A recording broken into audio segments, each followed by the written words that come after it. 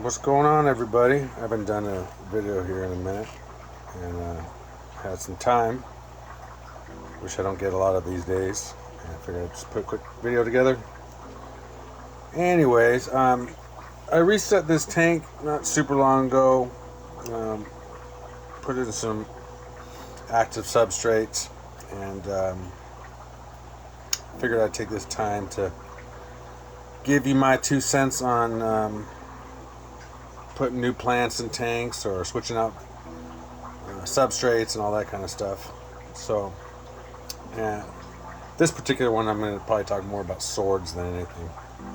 But, anyways, let's get into it. I just got a decent sized sword order in, like a week ago, something like that. And I got a good amount of them in this tank, but not all of them. But anyways, so when a plant is grown, actually let me move over here to these pictures, or these plants right here. These guys aren't looking super hot, but when you get a plant in, a lot of these plants are grown at farms and above water.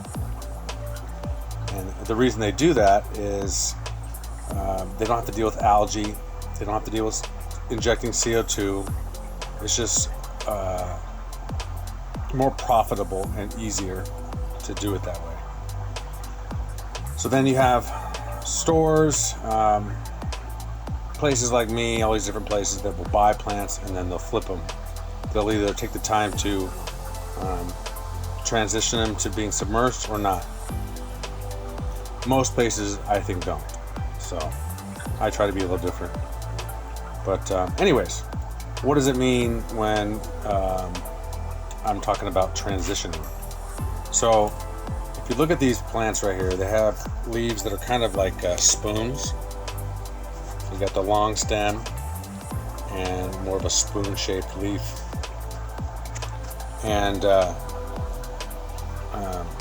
those leaves are efficient for the plant to do photosynthesis, to produce growth from light and oxygen and all that kind of stuff, okay, nutrients. But when you put a plant underwater, it's not as easy for the plant to get carbon dioxide, all that kind of stuff. So it has to create new leaves that are more efficient for doing so. And what will happen is the plant will start dying off, as you can see on some of these leaves right here in this kind of towards the center. And those ones will die off, and then you'll get new growth, and the leaf shape will most of the time change completely.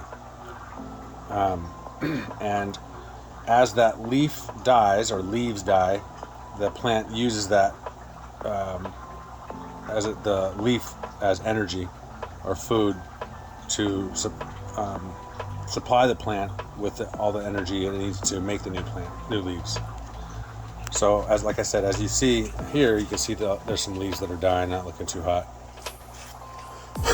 If we look down here, excuse me for the congestion, you have this sword right here, and you got all these little small leaves, and they're more just longer and girthier. And then you have like this one leaf that goes all the way up. And actually, look at that, it's munched away or just decaying away. But anyways, yeah, and that happens with a lot of different kinds of plants. A pretty famous, I would say, one would be called mermaid plant. And I just think that's like the epitome of it. The leaf grown above water, it's your standard leaf shape, and when it's grown submersed, it looks like a feather almost. But anyways, I don't know if you find this helpful or not, but I just figured I'd talk about it. Not everybody knows that this happens, and they buy these plants and they freak out like, oh, my plant's dying.